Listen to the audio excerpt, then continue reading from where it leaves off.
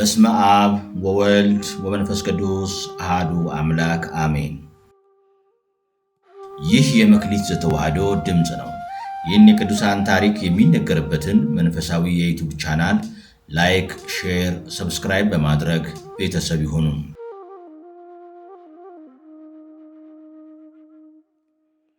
የተወደዳችሁ የልዑል እግዚአብሔር ቤተሰቦች የእናታችን የእመቤታችን የቅድስት ድንግል ማርያም የአስራት የቃል ኪዳን የበረከት ልጆች የጻድቃን የሰማዕታት ወዳጆች በወደደንና ባፈቀረን በልዑል እግዚአብሔር ፍጹም ሰላም እላችኋለሁ።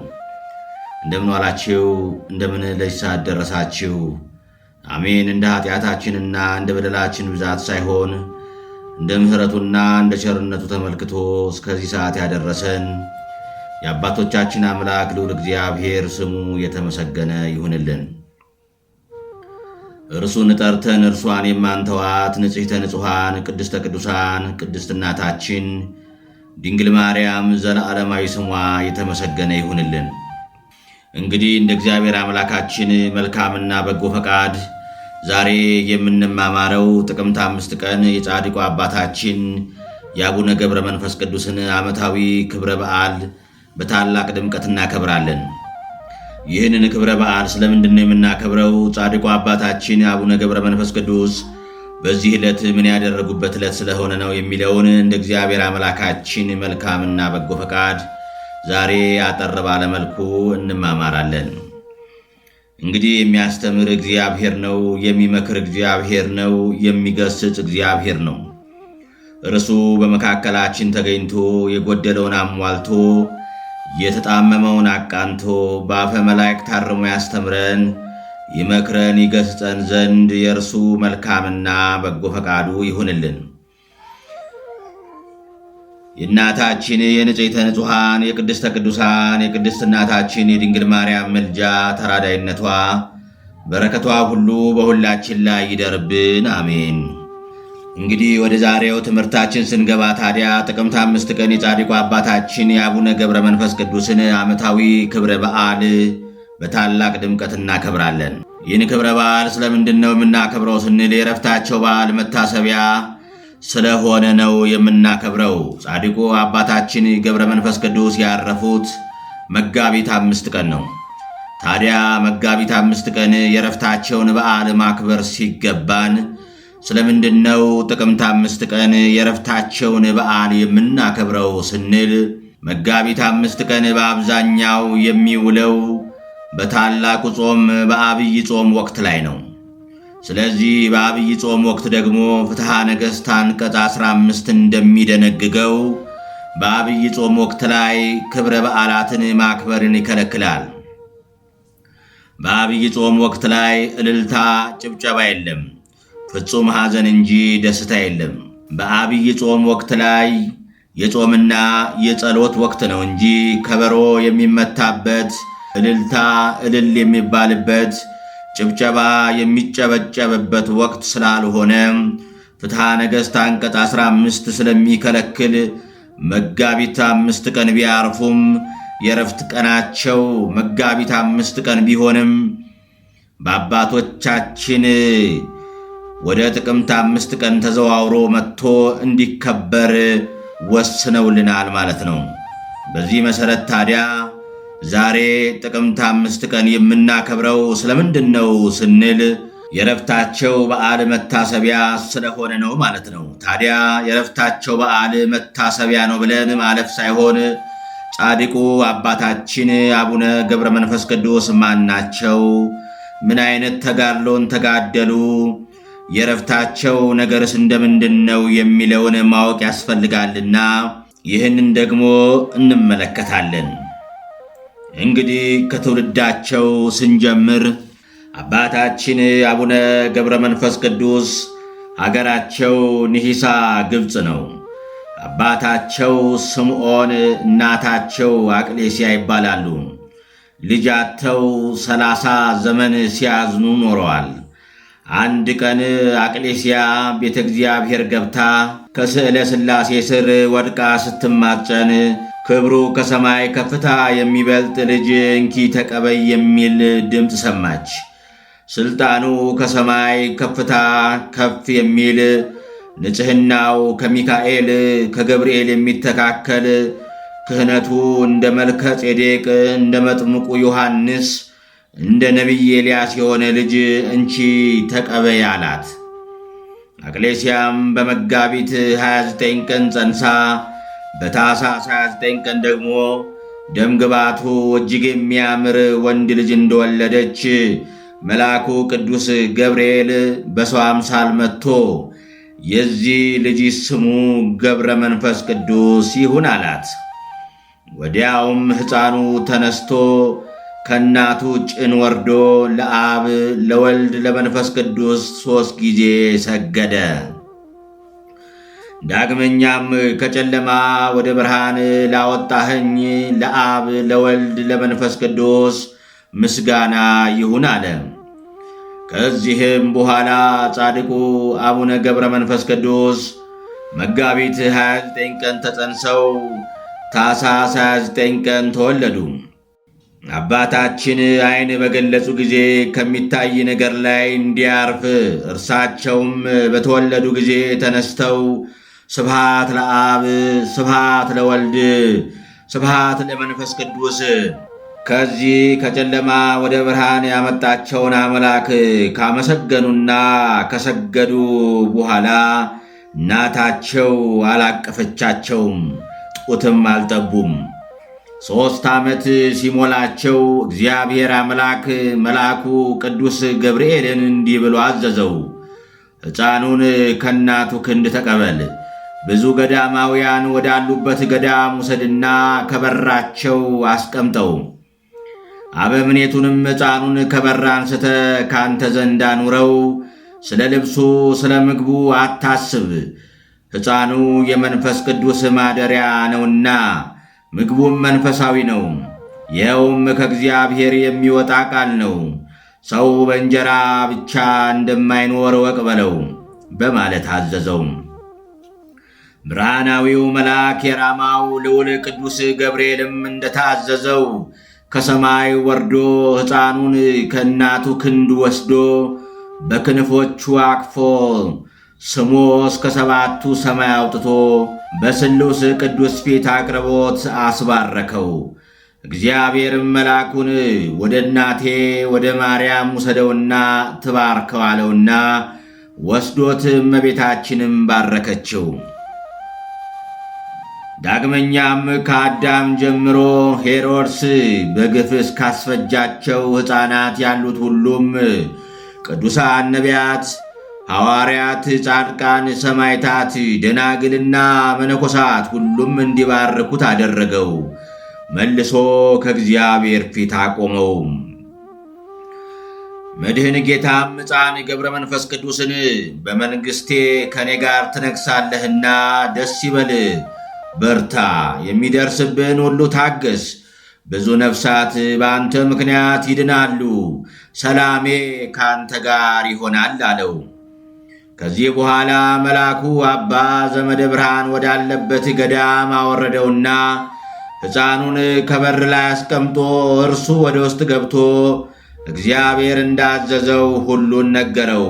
አባ ዘመደ ብርሃንም ሕፃኑን አስገብቶ በንክብካቤ የቤተ ክርስቲያንን ትምህርት ሁሉ እያስተማረ አሳደገው። ሕፃኑም ትምህርቱን በጨረሰ ጊዜ ዲቁና ተቀብሎ እንደ ቅዱስ እስጢፋኖስ ጸጋንና ሞገስን የተመላ ሆነ። ፍጹም የእግዚአብሔር ጸጋ አድሮበታልና ሥራ ሁሉ በእውቀት የተመላና የተቃና ሆነ። አባ ዘመደ ብርሃንም በሕፃኑ ላይ ያደረበትን ጸጋ እያየ እጅግ ደስ ይለው ስለነበር እንደ ቅዱስ እንጦንስ አስኬማን ሰጠው። ከዚህም በኋላ ገብረ መንፈስ ቅዱስ ቅስናን ተቀበሉና በጾም በጸሎት ተጠምደው በታላቅ ተጋድሎ መኖር ጀመሩ። እንደ ሐዋርያትም የተአምራትና የፈውስ ሀብት ተሰጣቸውና ድውያንን የሚፈውሱ፣ ሙታንን የሚያነሱ፣ አጋንንትን የሚያወጡ ሆኑ። መልአኩ ቅዱስ ገብርኤል ዳግመኛ ተገልጦላቸው ወደ ሰማይ ያሳረጋቸውና ከእግዚአብሔር ፊት አቆማቸው። ያን ጊዜም ጌታችን ክቡራን የሆኑ እጆቹን ዘርግቶ ከባረካቸው በኋላ በጸሎት ከሲኦል የምታወጣቸው ብዙ ነፍሳት አሉ፣ ድውያንንም ትፈውሳለ። ከእንግዲህ ወዲህ ከሰው ተለይተ ወደ ጫካ ገብተ ከአንበሶችና ከነብሮች ጋር ኑር አላቸው። አባታችንም ጌታችንን የሰጠኸኝ እነዚህ አንበሶችና ነብሮችም ምን ይመገባሉ አሉት። ጌታችንም የረገጥከውን መሬት ይልሳሉ፣ በዚያም ይጠግባሉ። ወደ እኔም እስክትመጣ ድረስ ይኸው ምግብ ይሆናቸዋል አላቸው። ቅዱሳን መላእክትም ይህንን በሰሙ ጊዜ ደስ አላቸው። ጌታችንም መልአኩን ወደ ቀደመ ቦታቸው ይመልሳቸው ዘንድ አዘዘው። ከዚህ በኋላ አቡነ ገብረ መንፈስ ቅዱስ ከራሳቸው እስከ እግራቸው ድረስ ጠጉር በቀለላቸው። የጠጉራቸውም ርዝመቱ 1 ክንድ ከስንዝር ነው። አባታችንም በታላቅ ተጋድሎ ሲኖሩ በጸጋ ላይ ጸጋ ተጨመረላቸው። ከዕለታት በአንዷ ቀን የፈወሳቸው ሕሙማን ብዛታቸው እልፍ ሆነ። የሀገሩ ሰዎችም ሥራቸውን ስላወቁባቸው አዘኑ።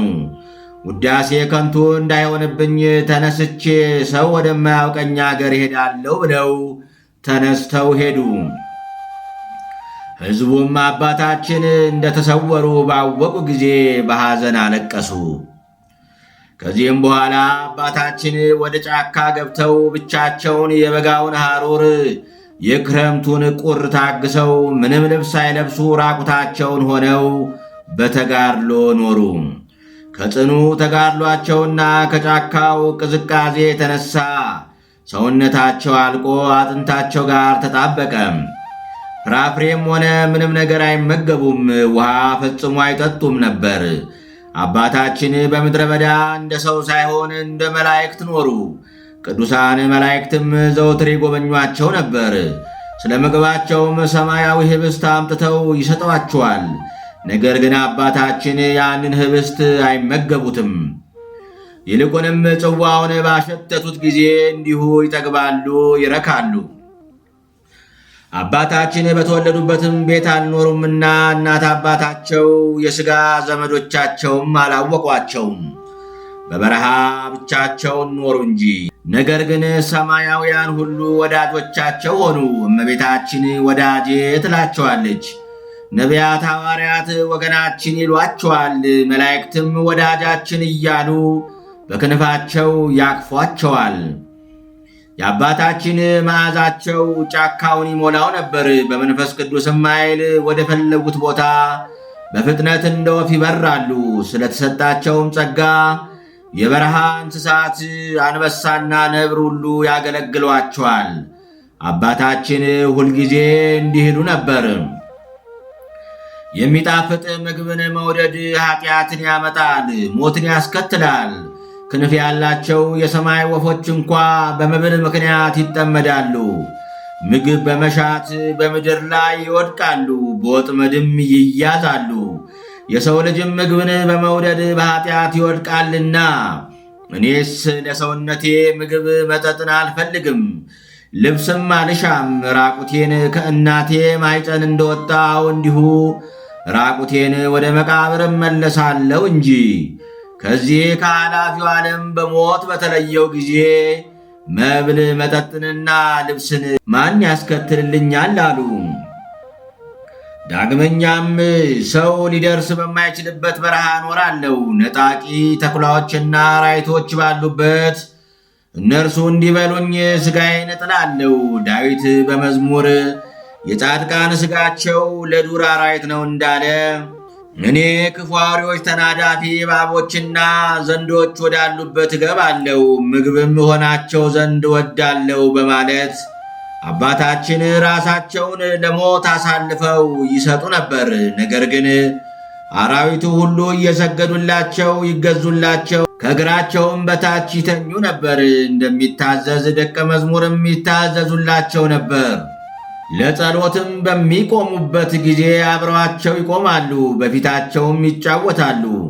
በአንደኛው ዕለት አባታችን ጸሎታቸውን እንደጨረሱ ሰማይ ተከፍቶ የእሳት ድንኳን ተገልጦ 40ቱ እንስሳ የእግዚአብሔርን ዙፋን ተሸክመው 24ቱ ካህናተ ሰማይ በማዕጠንት ይዘው ቅዱሳን መላእክትና አለቆቻቸው በየነገዳቸው በዙሪያው ቆመው ጌታችን ለአቡነ ገብረ መንፈስ ቅዱስ በአንድነት በሦስትነት እንዳለ ተገለጠላቸው። አባታችንም ይህንን ባዩ ጊዜ እጅግም ፈርተውና ደንግጠው መሬት ላይ ወደቁ።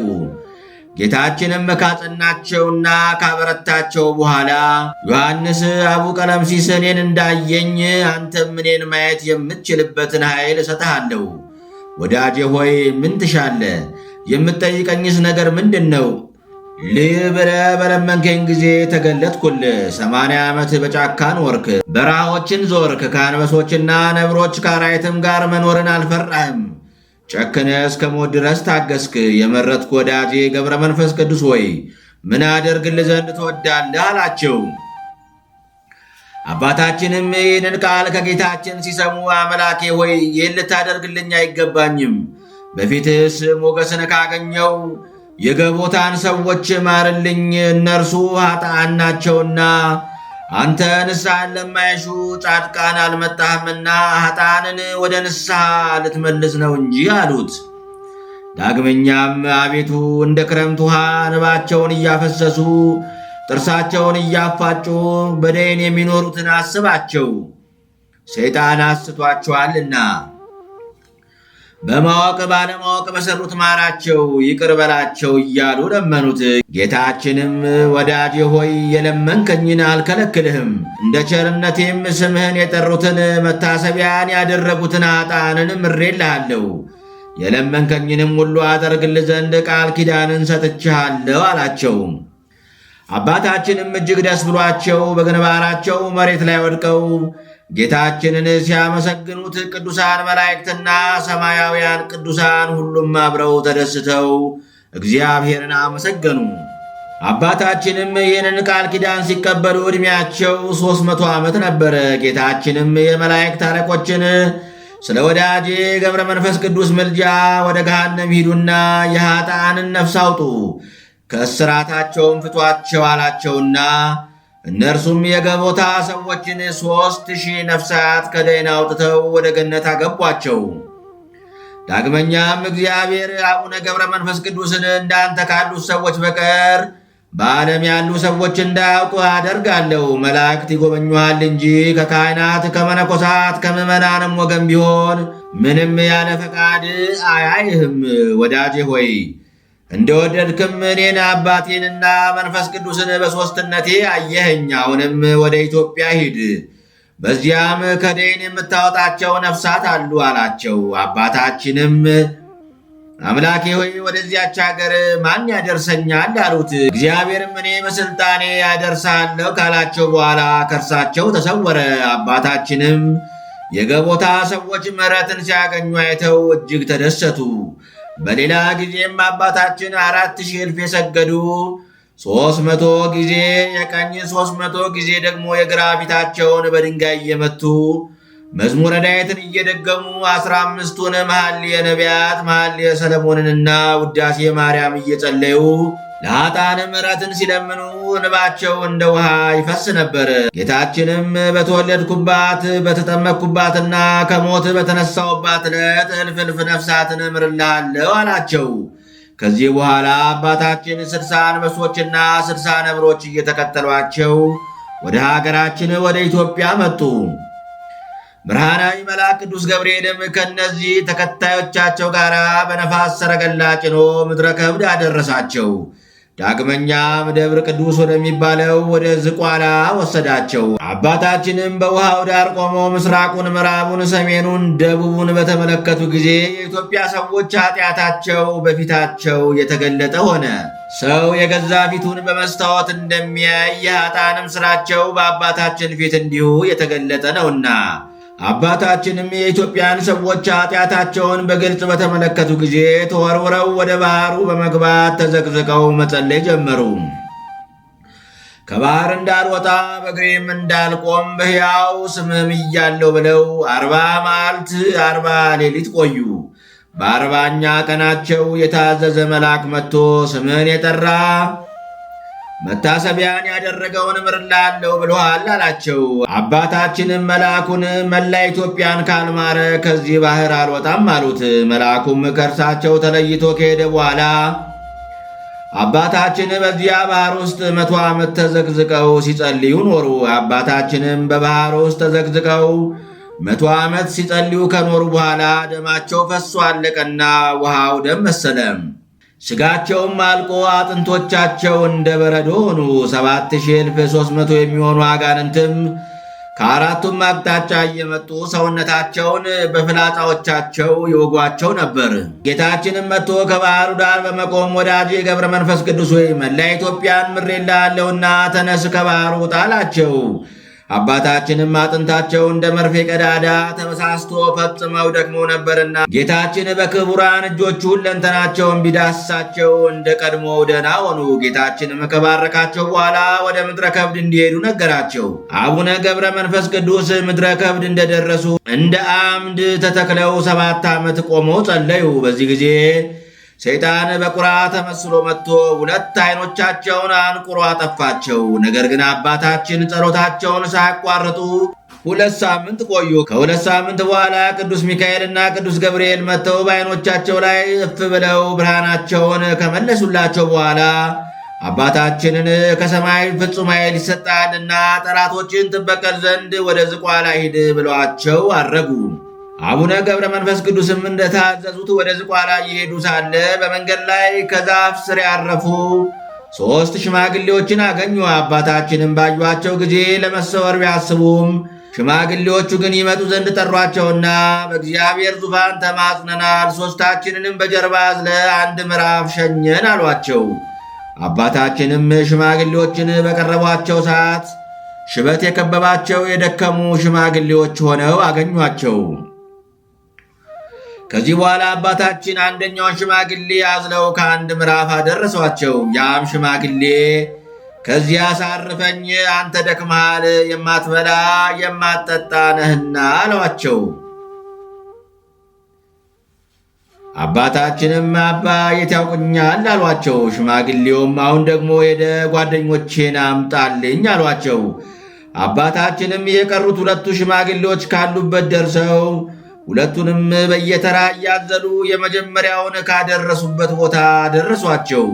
ከዚህም በኋላ እነዚያን ሽማግሌዎች አባቶቼ ወይ ከየት ነው የመጣችሁት አሏቸው። 3ቱም ሰዎች ተነስተው ቆሙና ለአባታችን በአንድነት በሦስትነት ተገለጡላቸው። 1 ሲሆኑ 3፣ 3 ሲሆኑ 1 ሆኑ። ስሉስ ቅዱስ ለአብርሃም በመምሪያ አድባር ስር በአንድነት በሦስትነት እንደተገለጡለት ሁሉ አሁንም ለአባታችን ለገብረ መንፈስ ቅዱስ በአንድነት በሦስትነት ተገለጡላቸው።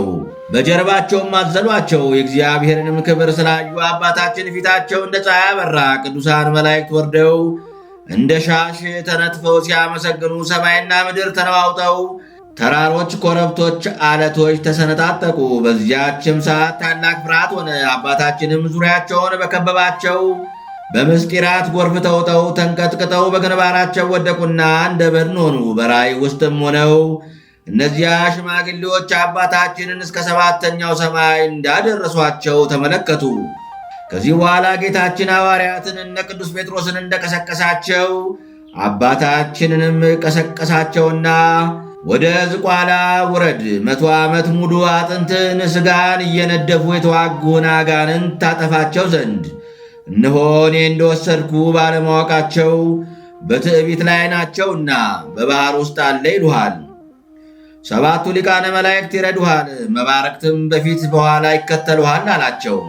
ያን ጊዜም አባታችን በመብረቅ ላይ ሆነው እነዚያ አጋንንት ወዳሉበት ወረዱ።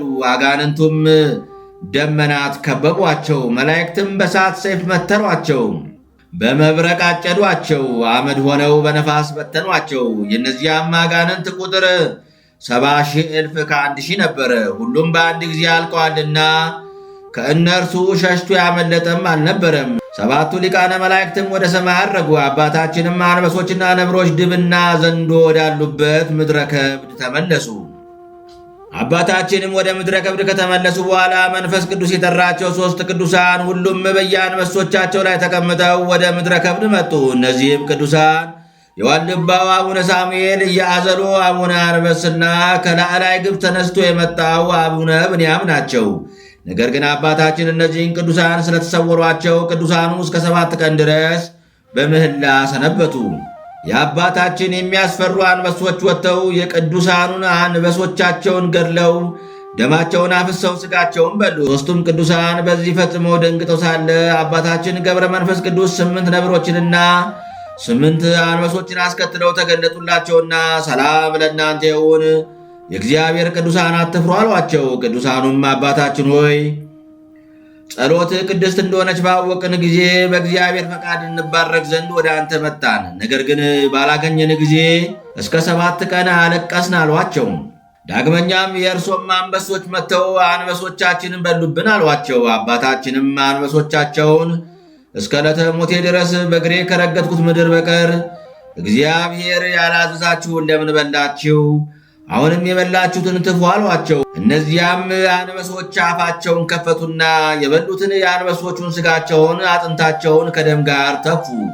በሆዳቸውም የቀረ የለም። አባታችንም ወዲያው ወደ ምስራቅ ዞረው እግዚአብሔርን ካመሰገኑ በኋላ አቤቱ አልዓዛርን ያስነሳው አንተ ነህና አሁንም እነዚህን አናብስት ከሞት አስነሳቸው፣ ለባሮችም የድካማቸውን ማረፊያ የሆኑላቸው ዘንድ የሰጣቸውን አትከልክላቸው እያሉ ጸለዩ። አቡነ ገብረ መንፈስ ቅዱስ እንዲህ ብለው ጸሎታቸውን ከጨረሱ በኋላ የአንበሶችን ሥጋቸውን በመስቀል ምልክት ባርከው በጌታዬ በፈጣሪ በኢየሱስ ክርስቶስ ኃይል ተነሱ አሏቸው። አንበሶቹም እንዳይን ጥቅሻ ፈጥነው ተነሱና እንደ ቀድሞ ሆኑ።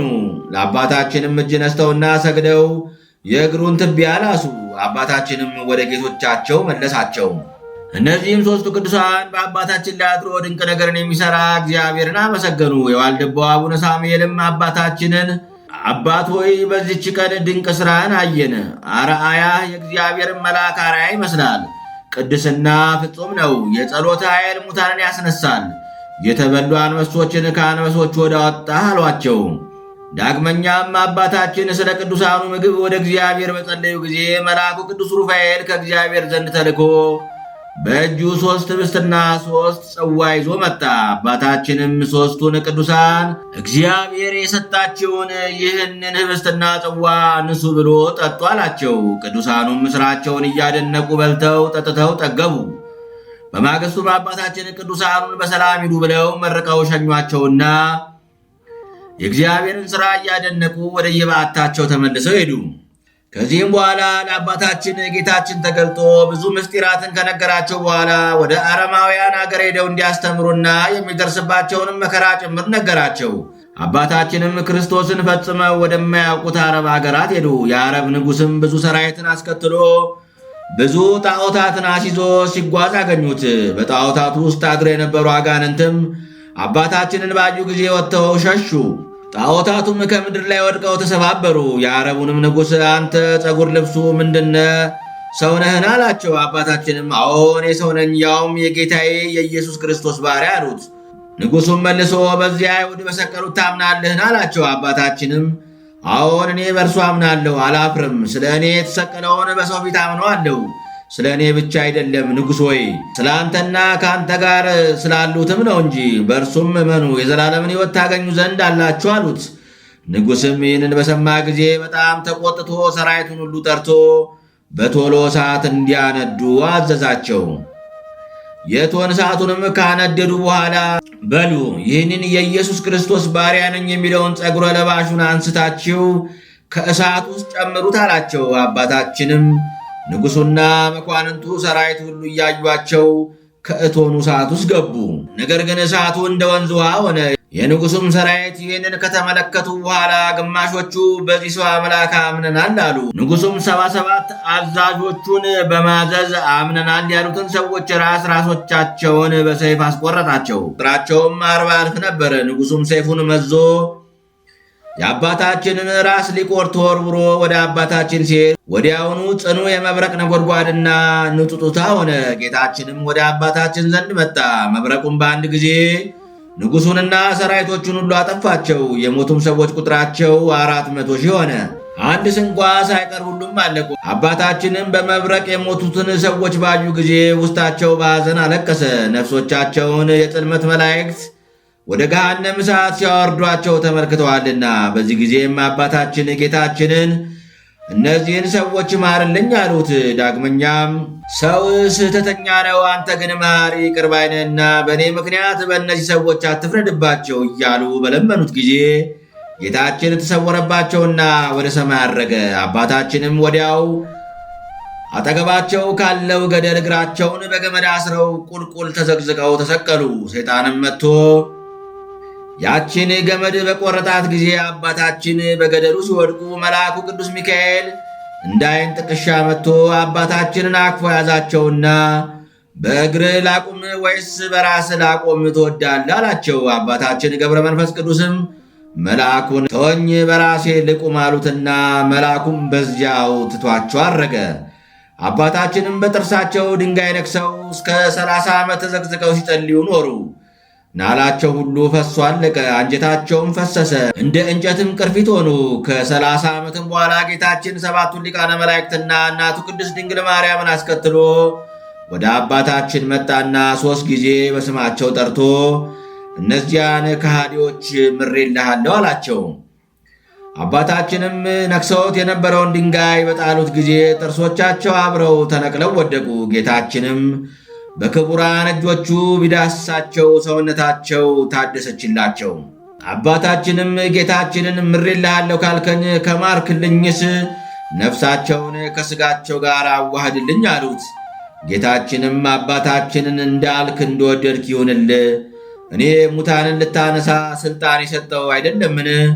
አሁንም ወደ ሞቱት ሰዎች ሂድና አማትብባቸው አላቸውና ወደ ሰማይ አረገ። ያን ጊዜም አባታችን ወደ ሞቱት ሰዎች ሄደው በላያቸው ከጸለዩ በኋላ እናንተ ሁላችሁ በጌታዬ በፈጣሪ በኢየሱስ ክርስቶስ ኃይል ተነሱ ቢሏቸው፣ ሙታኑም ወዲያው አፈፍ ብለው ተነስተው በአባታችን ፊት ቆሙ። አባታችንም ሃይማኖትን አስተምረው አጥምቀው ክርስቲያን አደረጓቸው። ከዚህ በኋላ አባታችን ከእነርሱ ተለይተው በመብረቅ ተጭነው ወደ ምድረ ከብድ ተመለሱ። ዳግመኛም አባታችን እነዚያን ሰዎች ይጎበኟቸው ዘንድ ወደ አረብ አገር ሄዱ። እነዚያ ከሞት አስነስተው ክርስቲያን ያደረጓቸው ሰዎችም ሃይማኖታቸውን፣ ጥምቀታቸውን አጥንተው ቤተ ክርስቲያን ሰርተው በጽድቅ ሕይወት እየኖሩ የእግዚአብሔር አገልጋዮች ሆነው አምላከ ገብረ መንፈስ ቅዱስ እያሉ ሲያመሰግኑ ተመለከቷቸው። አባታችንም ይህንን አይተው ስለ ሰዎቹ መዳን ደስ ተሰኝተው ተመልሰው ወደ ምድረ ከብድ መጡ። ነገር ግን አባታችን ሄደው እንደ ጎበኟቸው ሰዎቹ አላወቁም ነበር። እነዚያም ክርስቲያኖች እስከ ዛሬ ድረስ አሉ። አባታችን ጻድቁ አቡነ ገብረ መንፈስ ቅዱስ በኢትዮጵያ 262 ዓመት ኖረው በ562 ዓመታቸው በተስፋቸው ያመነውን በኪዳናቸው የተማጸነ ጌታ ከመከራ ሥጋ ከመከራ ነፍስ ሊምርላቸው ተስፋቸውን ተቀብለው በዕለተ እሑድ አርፈዋል። መላእክት በአክናፈ እሳት ኢየሩሳሌም ወስደው በየማነ ምሥዋዕ ቀብረዋቸዋል። የአቡነ ገብረ መንፈስ ቅዱስ ረድኤት በረከታቸው ይደርብን፣ በጸሎታቸው ይማረን፣ አሜን።